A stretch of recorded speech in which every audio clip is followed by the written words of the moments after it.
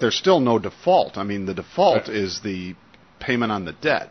Well, that's your definition. If you don't get your check, it might be default to you. Well, I mean, California hasn't paid checks to a lot of folks in over 2 years. I know, and I would consider that a default. Okay.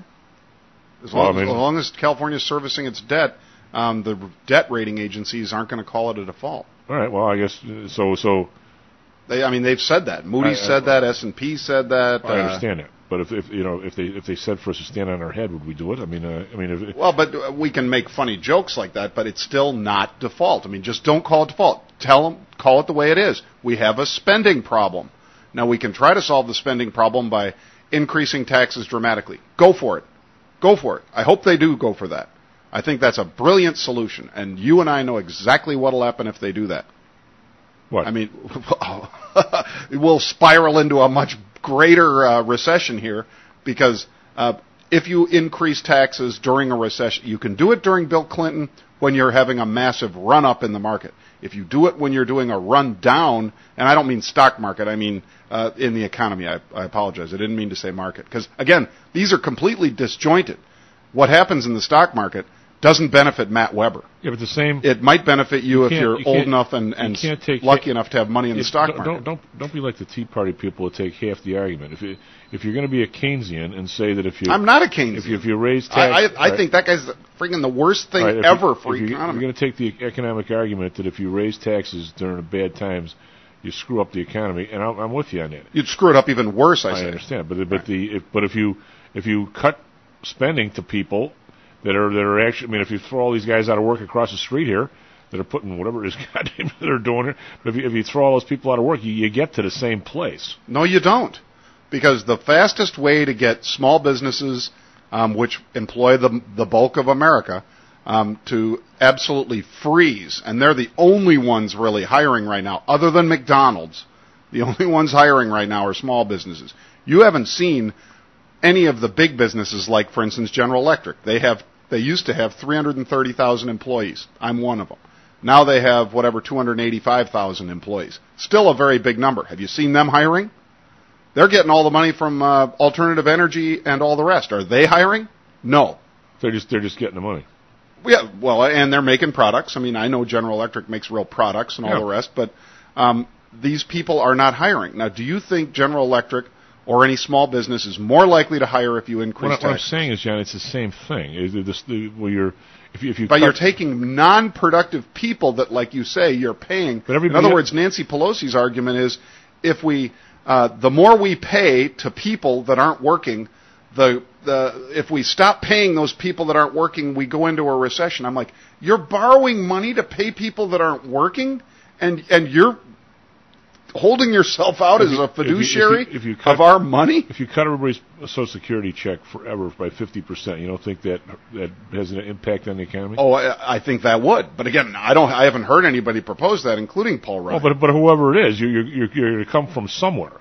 It's always the other guy that's not productive. Well, I mean, let's just take, again, we were borrowing Bush's last term $5 trillion in bonds. Now we're up to, what did we say Monday this week, $11.5 trillion in bonds? We're up to like 15. Well, you're talking debt, total debt versus just the rolling of these bonds. But I had that chart up Monday. Yeah, it's 14.8 if you go to the national debt. So in other words, you've tripled that. Do you think all that's Social Security? No. No, these are freaking weirdo jobs that you've created to try to basically artificially make it look like. I'm with you on policy, but don't try not to fall into the trap. Well, you try not to fall into the trap. The trap you're falling into is you actually believe if you raise taxes in a recession, it wouldn't hurt more than making cuts. Again, take it back to 2.5 years ago, the last year of Bush's term.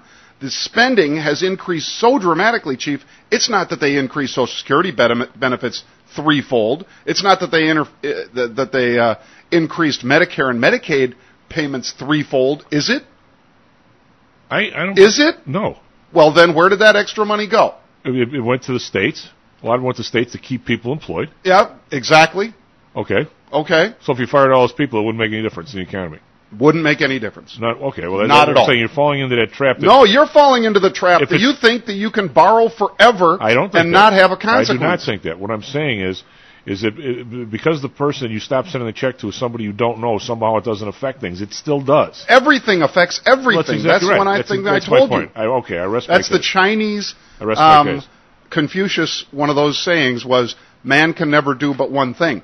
You absolutely will affect things. And your choices right now, with us borrowing and having the biggest debt that any country has ever imagined, would be, I'm going to increase taxes, and or I'm going to do a combination of both. Increase taxes, and I'm going to cut spending. And I'm saying that combination sends you to zero. All right, well, the last tax cut came as the man who put the tax cut through got us into 2 wars. That's what started this whole mess. And then the guy that's in now extended it to 2 more.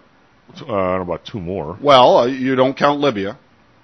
I haven't heard anything about Libya in a while. What are we even doing over there? If you Google it, I think it's 100 million a day in cruise missiles and other stuff. Well, that's because we don't have any battleships anymore. Whatever. Well, yeah. But, I mean, the issue is spending problem. Address that now during the downturn. Go ahead and do it with taxes. I encourage everybody to vote for a guy that wants to encourage taxing during a recession. I think that there are people now that don't pay any taxes that should be paying taxes. Now, I agree. And how about this one? Do the repatriation of all overseas monies, match whatever the tax rate is in each of the jurisdictions where Cisco, Microsoft, IBM, Accenture, Boeing, General Electric go across the board. Like you've said, there's $1.6 trillion roughly in overseas holdings. Go across to each jurisdiction where those monies are held and say, we will match the rate for, the next 60 days for that area where you're paying that tax as of the day that, you're passing this thing. And we'll match that. There will be no penalties. So in other words, an amnesty for that money. Bring it back here. You know how many jobs you'd create with that? Because right now, that money that's overseas will stay overseas and be used to create factories or other businesses. Not under my plan. Overseas. Your plan won't be passed any more than Warren Buffett's plan about tying Congress to 5% of GDP. So we have to kowtow to people who are cheating. They're not cheating. Sure they are. They're not cheating. It's part of the tax code right now. I can point it out. I'll point out exactly where they can leave the money for the monies they sold for products and services they delivered as part of our present tax code. It's in the code. It says that I agree with you. It's wrong, but it's in the code. Let's change it. I agree. Retroactively, let's change it. Tomorrow. Can't do that. Why? Can't do that. Why? Well, as far as the tax code, you can't do that. You can't go back and say, by the way, Tom, you owed us, we changed the tax code. Remember what you paid 3 years ago? Well, instead of whatever rate it was, it's actually going to be 90%. You specifically, you're going to point to a spot in the tax code that tells me that I can put a U.S. given patent in Bermuda and send myself a transfer price where all my profits are in Bermuda, even though I don't sell beans over there. You're telling me that's in the tax code? Yes. I think it's somebody's interpretation. John Flaherty can show you exactly. It's somebody's interpretation, but not mine. Well, not yours, but I'm just saying. But it's all interpretation. It was written into the tax code to benefit these guys, and it will continue to be that way. I'm saying you could come up with, this is a once-in-a-generation time when the president could be a big man, and he could step up and say, we did it 5 years ago, and nothing's changed. It's not once in a generation. This is twice. But we didn't say you could repatriate. Sure they did. You could repatriate it all. They didn't. You know why? It was 5%. Right. So if they didn't, that's their problem. Okay. But they had a chance. They had a chance. What was the penalty if they didn't do it? Well, none. Okay. Well, I would put a penalty to it. How could you do that? It's overseas.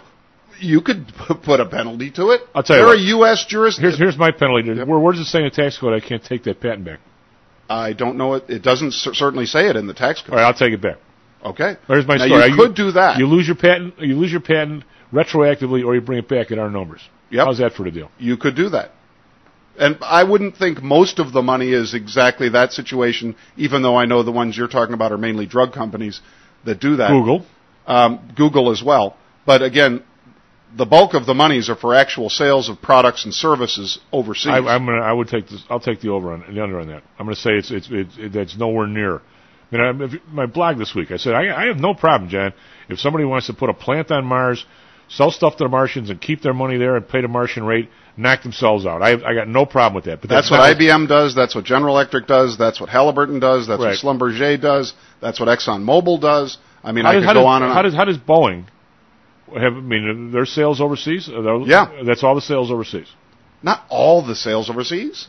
You're saying Boeing's so declared all of their revenue that they've. What I'm saying is Boeing. Say their tax rate is 35%. Okay, let's say, and their tax rate overseas is 15%. Yep. Okay, so they should, and half their sales are overseas. Let's say. Right, so that should mean whatever. Let's say they should be paying someplace 25%. Do you think they're even close to that number? Someplace. Where'd you come up with 25%? 15% on half of it. Oh, okay. 35% on half of it. A blended rate. I'm with you. They should be paying 24% by my math. 23.5. And that's with no other deductions. Yeah. Do you think they're even close to that? No, but ExxonMobil is. According to the books you see. Yeah. Okay, and according to the books you see. Okay, but those aren't the ones going to the IRS. Okay, but those are the ones that I have to operate off of. I don't see what the IRS sees of theirs. But if you give me those, I'll look at that. You know what? I think you could probably find it if you looked at if you can still do that. If you look at the annual report, which I don't have an Exxon annual report. If you look for the reserve, what's the term? Reserve for something, deferral of income taxes. You'll find it on the regular books. Does anybody look at that number? No. I imagine the IRS looks at it pretty closely. I know what I'm saying. People who, I'm not accusing you. Don't fall into that trap. People who get on TV, people who get on TV will say, it'll say right on their balance sheet. It'll say, Exxon, and actually, by the way, about 30% of Exxon's total revenue was declared in the U.S. and taxes paid on it in the U.S. I understand it. Now, but when what I'm saying is, trust me here. I know a little bit about this.